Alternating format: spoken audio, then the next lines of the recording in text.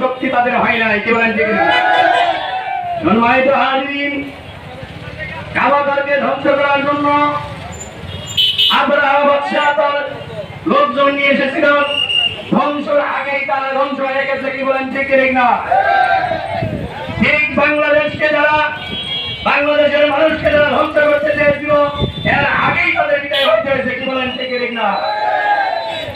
5ই August তারা শাহাদাত বরণ করেছে, তাদের রূহের মাগফিরাত সামনে আমাদের যে সরকার আসবে, ইসলামকে মাইনাস করে, উলামা কেরামকে মাইনাস করে চললে তাদের অবস্থা এরকম তো হবে। কি বলেন ঠিক না?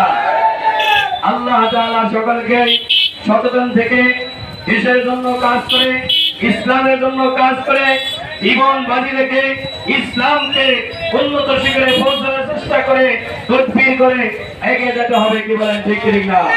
আল্লাহ তাআলা আমাদের সকলকে তৌফিক দান করেন। আমিন।